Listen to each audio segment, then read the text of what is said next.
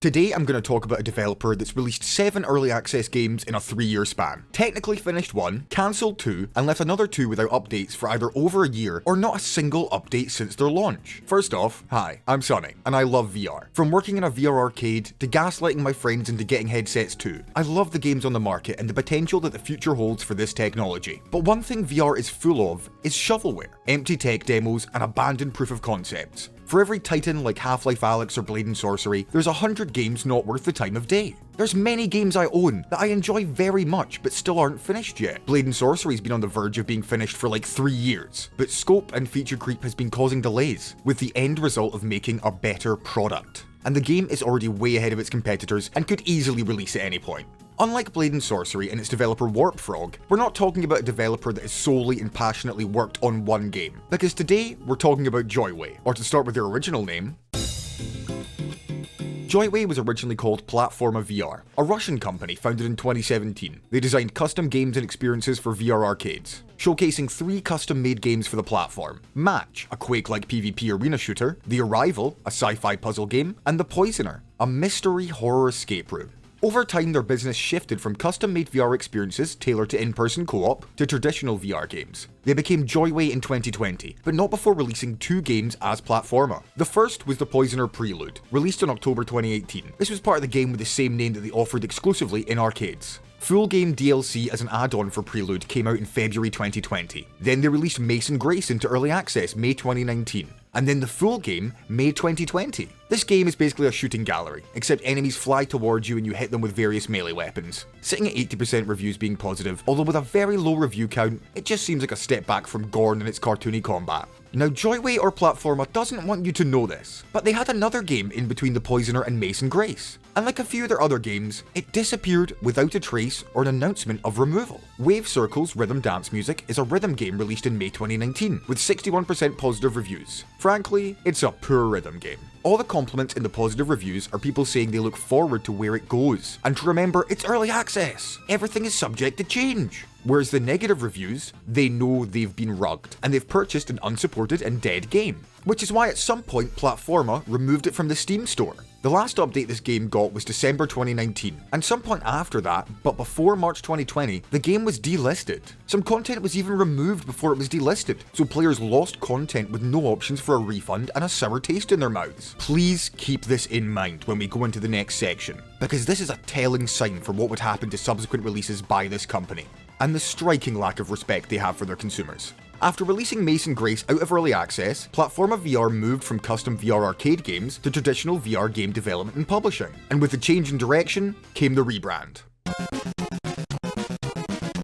JoyWay's first game under their new identity was a game called Brains vs Zombies, a puzzle game where you had a limited amount of bullets and had to kill all the zombies in that level with the set amount of bullets, using ricochet, bullet penetration, and all the power of your unparalleled intellect to kill the zombies with the resources you had. A demo was released with the announcement on January 17th, 2020, with the full game releasing in March. Except that didn't happen, because within that time, it was cancelled. I can't even find evidence of the cancellation post. It got removed from Steam with barely a whimper, and I mean, to go from demo to full release in 3 months was very ambitious. Their next release is Stride, the main talking point of our video. But before we get to that, we need a little bit more context for this situation. So we're going to skip over the second release and go straight into the third. Time Hacker, or Change Ranger as it was known during development, is a bullet time styled action game released into early access October 2021. Since its released, it's received exactly 0 updates. 2 years, 0 updates, with no sign of it leaving early access. Okay, that's fine, I guess. People get busy, you know? Let's see the next one. Against is a Beat Saber-like rhythm action game, released in December 2021, 2 months after Time Hacker. As with their other games, they launched into early access. Its last update was June 2022. In that year, it got 1 content update and 4 hotfixes. And later on, now in 2024, still in early access. No further content added. I'm not really liking this trend of games not getting finished, but benefit of the doubt here, right? Their next game was Outlier, a roguelike FPS released into early access on the 17th of March 2022. It was then cancelled May 20th, 2022. It lived for 2 months and 3 days. Why was it cancelled, you may ask? Because it didn't make enough money when it launched. Mostly because the game was janky, unpolished, and not really fun to play. I know this because I played the demo, and it was really not good. I'm sorry, my bad. I'm assuming JoyWay would rather me use their press release. Our plans for this project were ambitious, but unfortunately, we overestimated the demand for this game and underestimated the complexity of the roguelike genre. After the launch, we realized the effort to implement our initial vision of this game would be too big compared to the relatively small audience we were targeting. According to our calculations, we would have to involve a significant part of the development team to work on this project over the next 8 to 12 months, with a low probability that this project will ever achieve at least financial self-sufficiency. The lesson has been learned, and we will reallocate human and financial resources to our other projects, Stride and Against, in order to release updates for these games more often. The title will shortly be removed from sale on Steam. Given that Outlier will no longer receive any updates, feel free to refund it. You can also contact Steam support if you need help with this. If you enjoyed the game, you can still play it. Outlier will remain in your library. So there's a couple of things here I'd like to talk about. Firstly, it sounds like a sore lack of market research, not understanding both the general VR audience and roguelite fans, as well as not even understanding the scope of the game they're making before sending it out the door with a price tag on it. After the launch, we realized that the effort to implement our initial vision of this game would be too big compared to the relatively small audience we were targeting. Surely, the initial vision and understanding of scope comes with estimations of both game scope and the ability to develop in both profitable and unprofitable situations. For the next section about profits, I'm conflicted here. On one hand, at least they're not leaving a project that will never be finished available for sale, not unlike their other games. But on the other hand, they didn't make immediate money and decided to cut their losses and go on to other projects instead of committing to their original idea and promise. But one major thing for me is, we will reallocate human and financial resources to our other projects, Stride and Against, in order to release updates for these games more often. Stride did continue to get more updates, and I promise we'll get to it soon. But Against has got one update since this announcement, and the other game, Time Hacker, both didn't even get mentioned, and as I referenced earlier, has had 0 updates. So they cancelled Outlier to finish their currently developed games. It makes sense, since I've already listed the lack of updates the other projects received. So what does JoyWay do with this development time? How about just release 3 whole other games? Red Flowers, Stack, and Deadhook. Now, none of these games are available for PC VR through Steam currently. They're only available on the Quest store. First, we have Stack, released in early access February 2023. Full release, June 2023. Stack did get seasonal updates recently, so it's technically still being developed, which is a good sign. Whilst it's listed on the Steam store, the release date is TBA, so technically complete by Oculus standards. Next is Red Flowers, released on the 7th of December 2022. It's an App Lab game. This is Oculus's version of early access. App Lab games can be paid for or free, and they're allowed to have microtransactions and in-game DLC. Luckily, they aren't charging for Red Flowers. A lot of App Lab games start free, and then once they're close to beta or release, they then remove it and relist it as a full game with a price tag. The last update I can see for it is in February of 2023, so whilst they've gone dark, I technically can't criticize them too much since it is free, but it's been over a year since this product saw an update. So even if this thing costs nothing, this is safe to be assumed in the shovelware pile. Finally, we have Deadhook,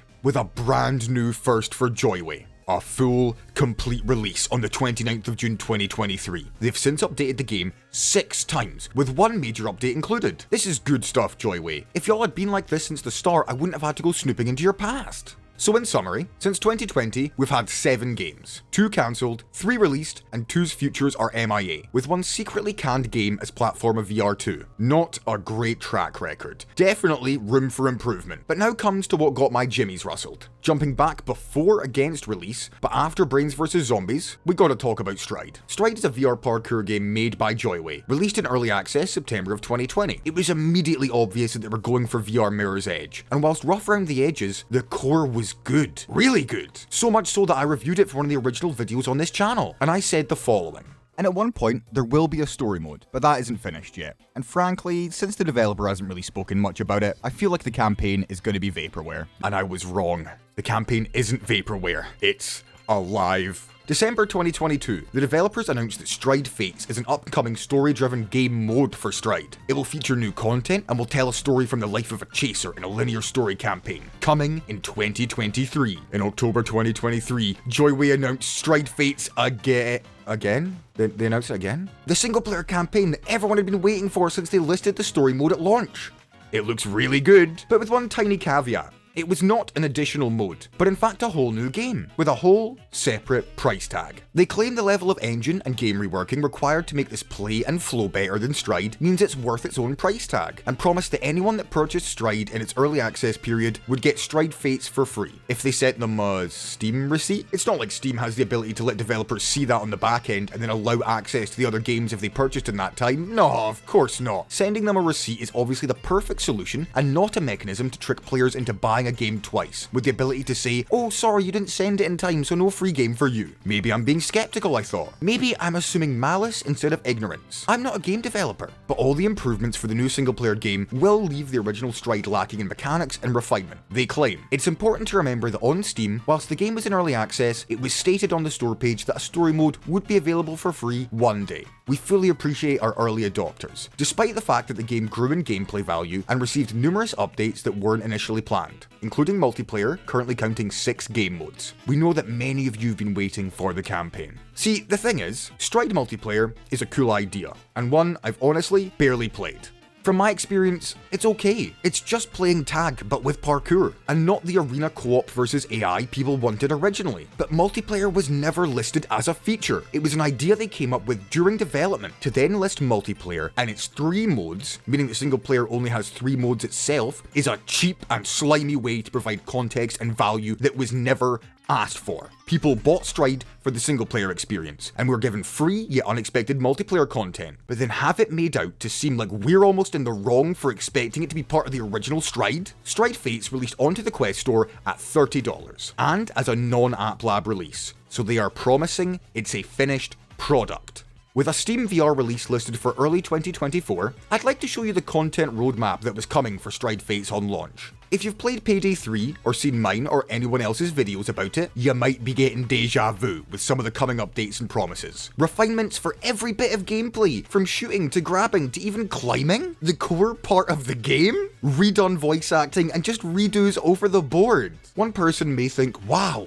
all these updates and content, they really care. And another person may think, why did they not just launch it this way originally? What financial issue was so desperate that even with all their previously released games generating them money, they sacrificed on quality in order to put out a functional but incomplete product? Reviews for the game list buggy controls and interactions, graphical downgrades, bad voice acting, and even missing a bunch of features that were in the original Stride. The difference between the reviews from YouTubers that are JoyWay content partners and, say, Reddit accounts of normal VR players are completely different. And Stride Fates didn't launch into early access. This is a released game from a studio with a now known dodgy track record. So what does this mean? JoyWay has released 12 games since 2018. Of those, 3 have been cancelled, 3 are left unfinished, and 6 have been released. 50% is a coin flip, a technically equal chance. In some education standards, 50% is a technical pass, and in others, it's a failure. In my eyes, 50% of games guaranteeing to be finished to an extent is far too low for me to be comfortable with supporting these guys. As an early adopter of Stride, I really wanted to support good indie VR studios, but it seems like my willingness to support has been outweighed by the harsh reality of just how businesses function. On one hand, they do have some sort of passion for game development and want to advance the industry further. On the other hand, their need to survive in an industry that is known for rushed products, crunch, and half releases in order to generate more money for less effort sadly leads me to not wanting to support these developers any further. I can't trust them, and I can't tell you not to either, even if the title says otherwise, but I hope what I've discussed has helped inform you to make that decision yourself. Making games is hard. Making VR games is even harder with its low user base but still extremely high development cost.